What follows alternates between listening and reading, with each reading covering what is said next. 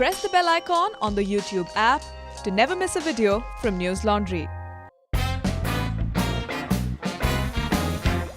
Hello and welcome to News Laundry Interviews. We have with us Yashika Dutt today. She's a journalist and a writer based in New York, and the reason why she's here is because she's come out with a new book called Coming Out as Dalit, a Memoir. To brief you a little on the book, it's basically her journey as someone who's extremely nervous about her identity as a Dalit person, someone who feels the need to hide it, to finally someone who comes around it and derives much of her strength from today. Because you're a journalist and Indian media has such a huge problem when it comes to representations of Dalit in the newsroom, and this is true for all newsrooms, including News Laundry.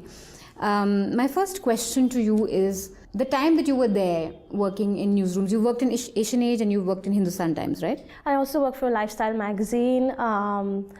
It was called Ampersand, and that's what my first journalistic venture. But it was a features newsroom. It wasn't a newspaper. So, as someone who's Dalit, and you use this term a lot, passing, that you wanted to pass off as an upper caste person, which meant speaking in a certain way, dressing up in a certain way, trying to always feeling the need to sort of make up or do more to seem meritorious. As someone who's been through that, what was your impressions of Indian newsroom now in hindsight when you think of why there's such lack of representation, and what is the general sort of dynamics? So, as far as passing is concerned, it was essential for me to pass off as an upper caste person, because I grew up understanding that if I didn't, then I would be discriminated against. And I have been. When I was in Passing Well, or when I was talking about who I was, I've written about that in the book, then I've been discriminated against pretty blatantly. So I was not willing to put myself through that experience again.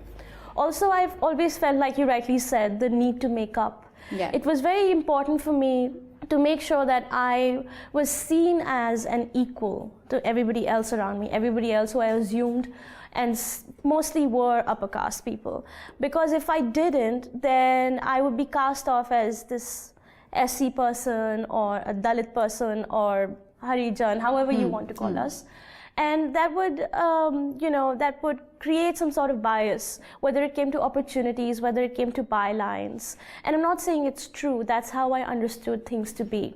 I don't know what it would have looked like, because I wasn't out as a Dalit person when I was in these newsrooms. But in hindsight, because this phenomena that you talk about, passing off, it's very true, especially many journalists have talked about that in Hindi media, whether it's to have a surname which doesn't give out a Kumar, or not putting your identity out there. Do you feel like in the way stories are done, in the way we have newsroom leaders, it is just an environment which isn't really conducive for any sort of representation, especially when it comes to Dalits? Did you feel that now in hindsight, when you think of that you've come out, looking back at your time in Indian newsrooms? So I really want to make it very clear, when I was in HT, when I was in Asian Age, I made sure that I only focused on features. And there was a very serious reason why I did that, because I was scared if I wrote about politics, if I wrote about caste in any way, I would be caught. And I wanted to remove all that possibility from around me. So if you notice, I wrote about fashion and culture all through the years that I was in Delhi, because it's also an industry where nobody even questions, I've talked about this before, nobody questions what your caste is, because you're assumed to be upper caste, you're assumed to be urban. So I wasn't even paying attention to political coverage. I wasn't even listening to the word reservation in the newsroom, because if I did, I would make sure I wasn't in that space, because I didn't want to be caught. I was so scared. Now, as far as looking back is concerned, my exposure to what kind of angles and perspectives and narratives that have come out of Indian newsrooms as far as Dalits are concerned took place when I was researching for the book.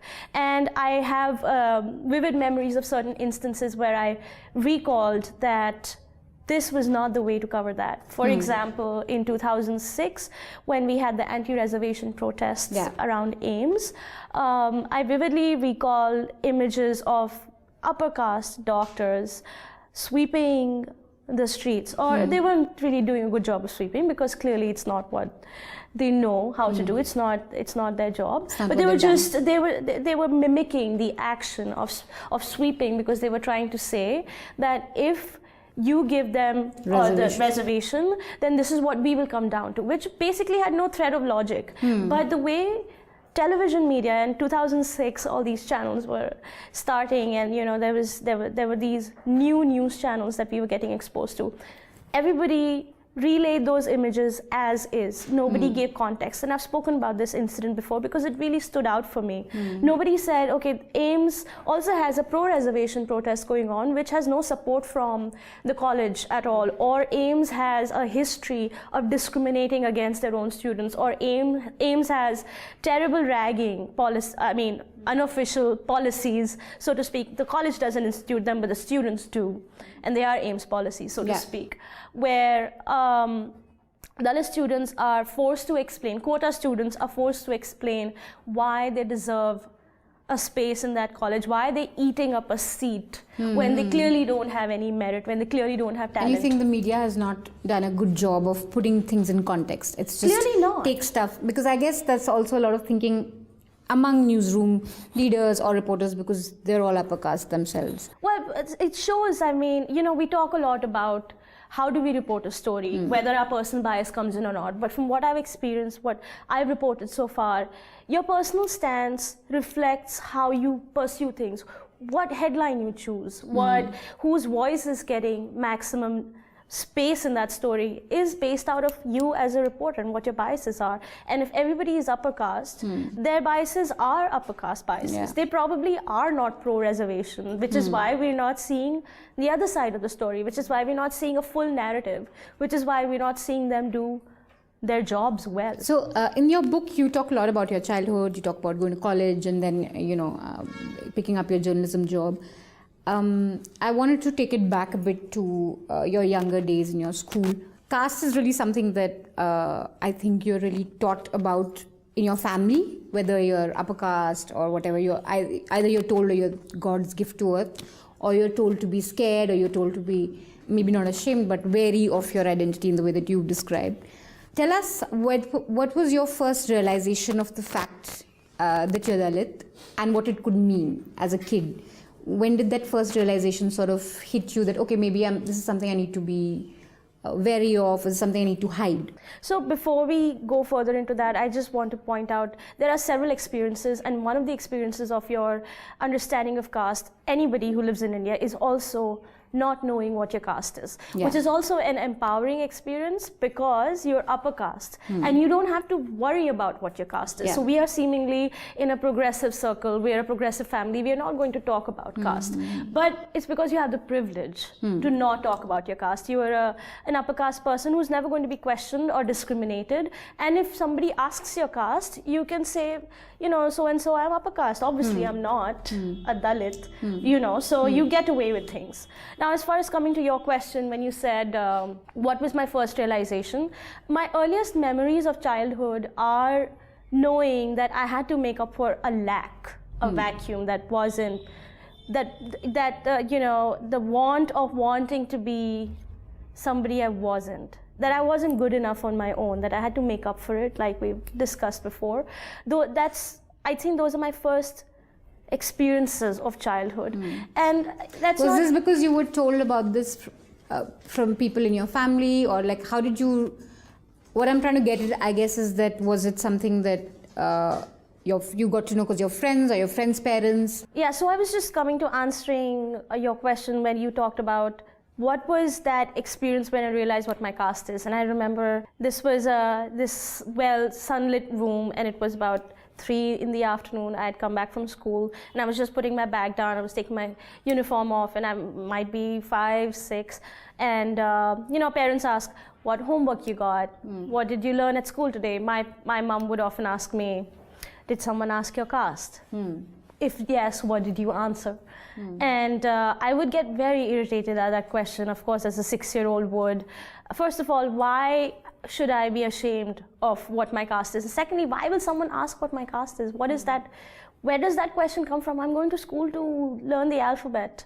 Why is someone going to ask what my caste is? But she wasn't wrong, because people did ask what my caste was. And a couple of times I said, I don't know, or we don't discuss about caste in our house. You know, the same argument that we are so caste neutral that we are progressive, or you know, because I'm caste neutral, I must be upper caste. But eventually I started saying, I'm Brahmin, or they said, or the question would be, you're Dutt, which, you know, I get a lot of DMs asking me, how are you a Dutt writing about caste? You're clearly not Dalit. So people would ask me even at school that, Dutt, Bengali Dutt or Punjabi Dutt, and I had no idea what that meant. So I'd be like, of course I'm not Bengali. Bengali aati bhi nahi hai. So I'd say, हाँ Punjabi Dutt, but I don't speak Punjabi. So it makes no sense. Or I would say, oh, Marwaris are also Dutts, which is not true. But you know, you're a child in school, what are you going to do with that sort of question? And my classmates were also asking me that. Or there would be a conversation ki, hum to Rajput hai, tum kya ho? I was like, mujhe nahi pata main kya. Okay. People would say, hum Baniya hai, hum Rajput hai, hum Agarwal hai. It's really a question you can't escape, basically. It was everywhere, and initially I was very annoyed with my mom and my dad for teaching me to pretend, to conceal my identity. But then I understood. By the time I was in middle school, which is 6th, 7th, 8th, I understood why they were asking me to lie about my caste, because it would make sure that the teachers didn't discriminate against me. It would make sure that I had friends. It would make sure that I led a normal school life. You speak of an instance where one of your friends in school does come to know, and then she stops talking to you. Yeah. Can you tell that to us for the benefit of our viewers? Of course. So I can look back at it and laugh, but it wasn't funny back then. I was 15 years old, and like I spoke about earlier, I was really annoyed by having to hide my caste, because it meant that something was inherently wrong with who I was born as. And I was 15, and you know, we all have these ideas at 15 where we want to rebel and express our identity and go against the grain. And this friend of mine, we had the same bus route, and her house was not very far from mine. So one day she said, oh, you know, come over to my house, have chai before you go to your home. And we were preparing for 10th boards. So we would go to the same tuition center, etc. We weren't very close, but we were kind of friends-ish, you could say. So I went to her house, and her parents gave me chai, and they were like, acha beta, papa kya karte hain, mummy kya karte hain? And I told them, and they said, acha, aapki caste kya hai? And I was like, okay, you know what? This is my time. I'm not going to lie anymore. And like, imagine there's a round table, parents are sitting there, I'm sitting here, friends sitting here. And without looking up, and I was like, hum SC hai. And I didn't have to look up, and I've spoken about this before. So if someone's watched other interviews, please don't get bored. Without looking up, I knew that the energy in that room changed. That I sensed that everybody tensed, and they were like, holy shit. We gave tea to a Dalit person. We gave tea to somebody who we know is from a really untouchable caste. And they said, "Acha, to hum to discriminate nahi karte. Aisa koi." That's the, you know, when people find out and you're not ashamed, their first response is, "Haan, hum to bahut progressive hain," or something similar, some other bullshit that they gave me. And I was like, okay, this is not something good. My mom's going to be very angry, and this is not a good thing that I did. And anyway, I was like, maybe okay. What's the worst? We'll see. Next day in the bus, I was like, hey, and her name was, you know, S. I was like, hey, S, and then she's holding the, you know, the bus car, upar ka danda, and she looks the other way. She looks the other way, and I'm like, dude, what just happened? And then in that one moment, and it's so vividly clear in my head, and I'm standing in that bus, and I'm like, okay, I know exactly why she doesn't want to talk to me anymore. It's because of my caste. And this sort of confirmed your sort of feelings that this is something that you should hide and you shouldn't be talking about. But coming to then your time in Delhi, newsrooms are supposed to be like these political places where everyone's talking, everyone's more aware, everyone's more... You wouldn't expect a typical journalist or a newsroom leader to be sort of discriminatory. At least you wouldn't expect them. So when you became a journalist, did you feel that, okay, now this is something that I can totally talk about to my colleagues, and this is something that I can own? No. Or did it? No. Well, because, I mean, I'd been doing this performance for so long. Why was I going to ruin it? I was very into this lie, this performance of being an upper caste person, possibly a Brahmin. Why was I going to break that for anybody? There was no motivation for me to do it. Everybody was believing my lie, everybody was buying it, and I just allowed things to continue as they were. There was no need. What changed? What then? In 2016, I think you wrote your Facebook post where you came out. This was after Rohit Vemula's suicide case was reported. But tell us, like, what from someone who's lived such an elaborate sort of, not even a lie, I think it's just an alternate sort of reality you create for yourself, which you're comfortable in. So just explain to us, like, how did you break out of it? What were the triggers? And what was the aftermath of that? Sure, there were several actually. It did not happen overnight or even within 1 year. I think the first time I even acknowledged what my caste was when I was applying for Columbia, and they had an essay question about identity, and I thought long and hard about what my identity could be. Until then, this was in 2013, and I wasn't thinking about being Dalit at all at that point.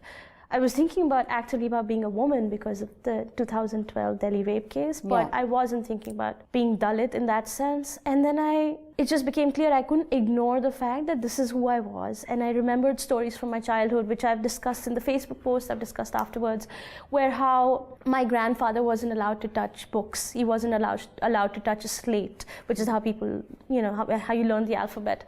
So he had to learn the alphabet by scrawling a stick in the mud, like A, E. He had to learn like that. And he was made to sit out of the classroom. And this was not very long ago. This is just my great-grandfather. So when I thought about that story and I started writing that essay, I could feel shame disappearing and pride filling in. Like I could feel that physical experience. And I realized that this is not something maybe I should feel too bad about. This is something I should feel really proud about, because my great-grandfather eventually became a teacher. So, and then my grandfather was allowed to, and he was able to appear for the civil services exam, and then so on and so forth. But that was my first moment of looking at it with pride instead of shame. But of course, I was nowhere close to coming out. But what I did do was then, before I left for Columbia, I sent that identity essay to a couple of my friends.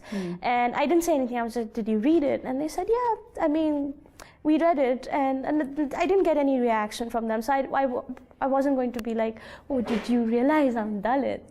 But, we didn't have that conversation. But then when I went to Columbia, again, this identity is a powerful subject. And it was part of one of our courses I was taking for feminist theory. Everybody was queer around me. There were people who identified as trans and non-binary, and they were talking about their experiences of race, sexuality, and gender.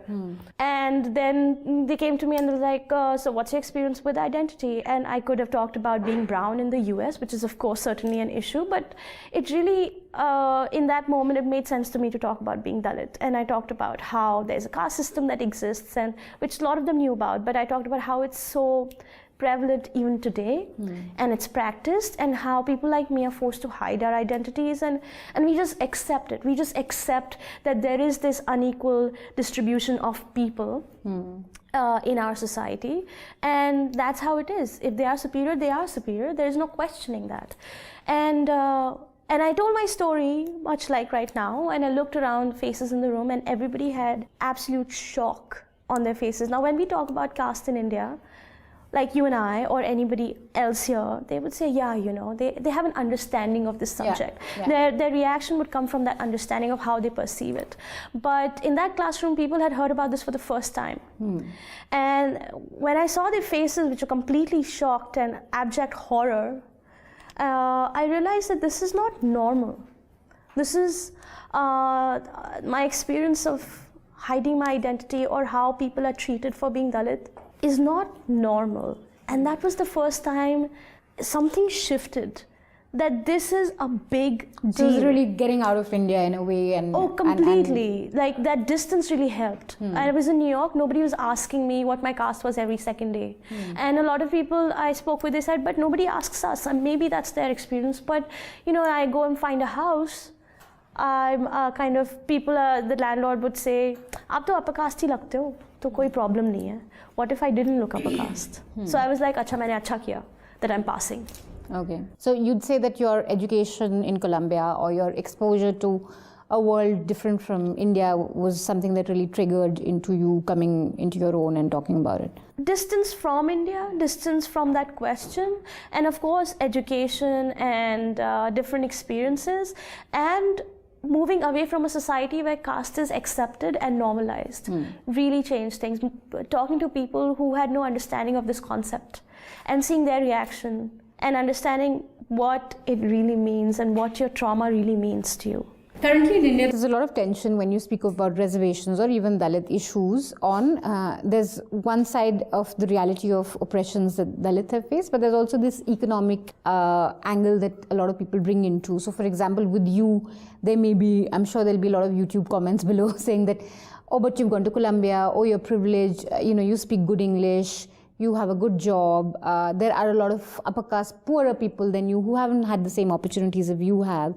How do you respond to this, and how do you resolve this sort of question that is often thrown at? Yeah, I mean, it's the most common question, right? That's the most common narrative about being Dalit. Dalit means reservation. Dalit means meritless, talentless person. But I think it's really important to understand what the hell is reservation. It's not an economic handout. It's not a scholarship. It's an affirmative action program to try and undo thousands of years of discrimination against untouchables, against Dalits. 4 generations ago, people weren't allowed to touch books.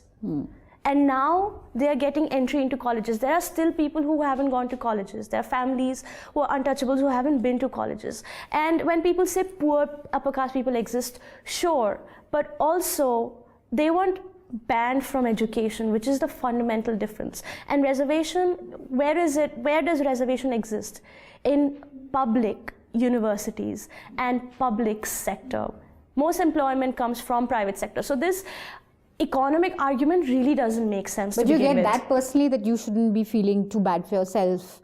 You get a lot of people saying that you've had the opportunities that maybe like poorer upper caste people don't have. Do you get that kind of trolling, or you get that? I mean, of course, people and say how do you respond to that? I don't, because let them be. Who the hell cares? I worked really hard to be here. I didn't go to Columbia just like that. I got a full scholarship, and I didn't have money to buy air tickets for myself. And a really generous editor I knew offered to pay for my airline. I didn't just, daddy ke paise se I went. That didn't happen for me. I created these opportunities for myself. And of course, a lot of people don't have that privilege. I fully understand that, but it wasn't handed to me.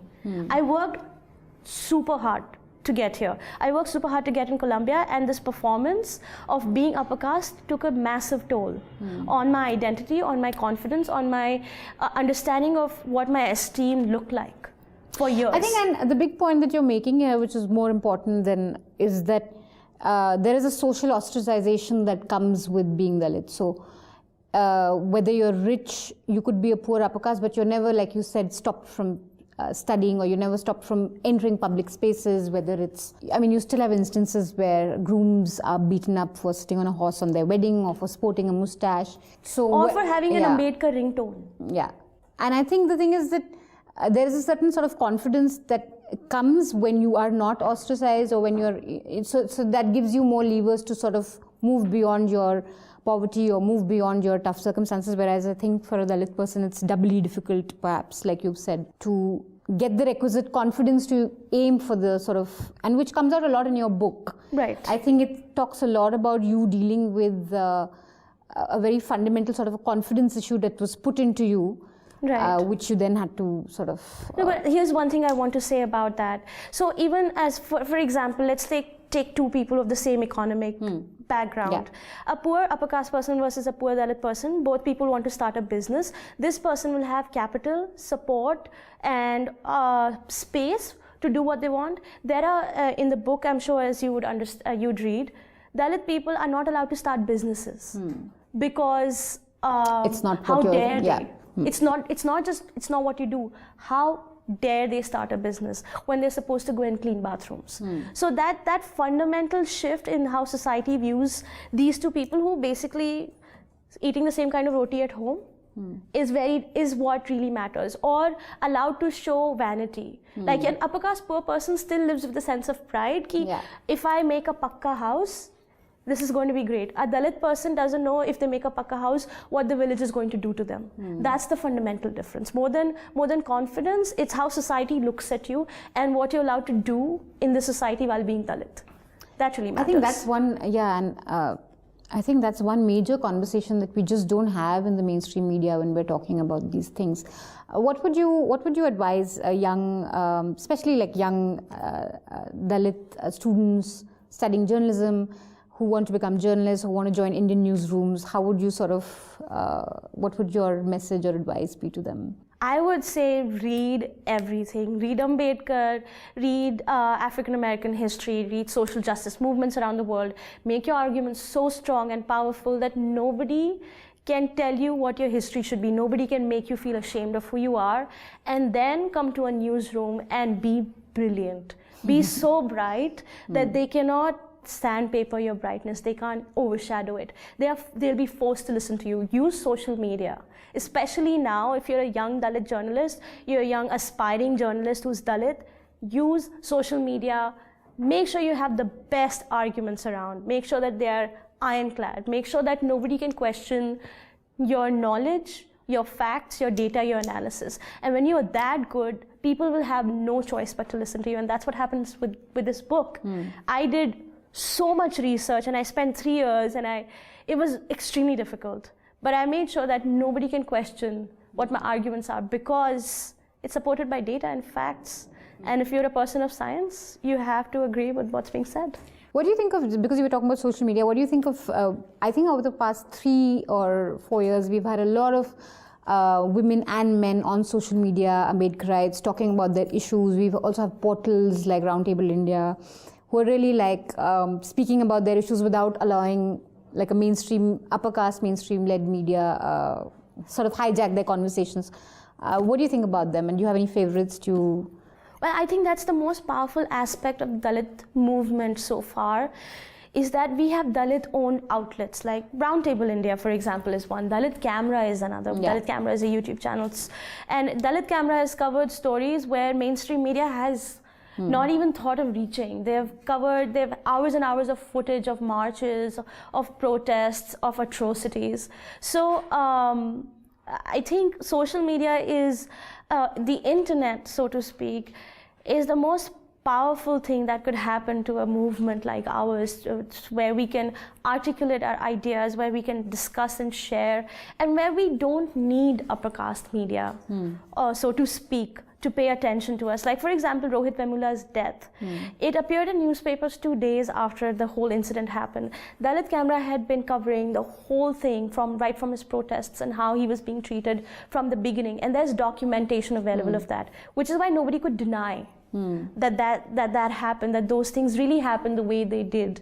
Which is why I'm extremely happy that these outlets exist. And if you notice in the past couple of years, 2-3 years, there's an uptick in Dalit narrative. And Oh yeah, absolutely. And I think it's great. And the reason for that is Dalit media. It's because they're so powerful. And there's also, we're getting called out also a lot, which is good. Which is amazing. Think about how we're using words, and it's good to have someone calling us out. So I think that's very important. And Dalit media is doing that. Dalit influencers are doing that, which is so great. I don't have a favorite, and I love all of them, and I just wish them more power. Okay. And I hope they do well. Great. So my last question, since you wrote this book and since you, your Facebook post also, which was carried by Huffington Post, that's where I read it first.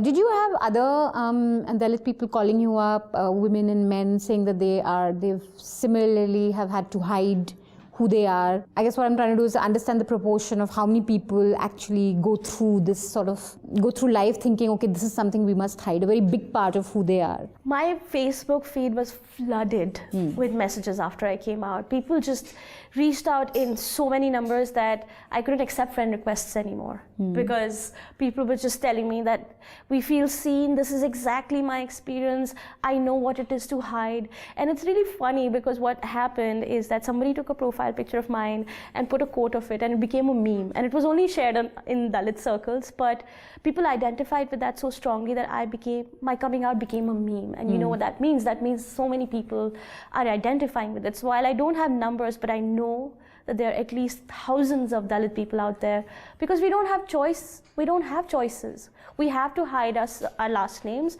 We have to pretend to fit in so that we don't get discriminated. So the number of people who are passing, and I don't have accurate data for that, but from my understanding of being in the space for at least 3 years, is a lot. And even now I'm getting, since the book came out, it's only been a few weeks, but I'm getting messages where people say, I feel seen for the first time. This is exactly my experience. This is how I felt growing up. This is how hard it was for me, how traumatic it was for me to deny who I was and think I wasn't good enough because I was being told all my life that my caste is inferior. So I think there are a ton of us out there who have the same idea. Which is why it's actually one of its kind. It's the first of its kind actually to talk about coming out, and I think that hopefully people read this book and derive strength from it and bring up their own stories. Thank you so much, Yashika, for speaking with us. Thank you. And best of luck. Thank you, I appreciate it.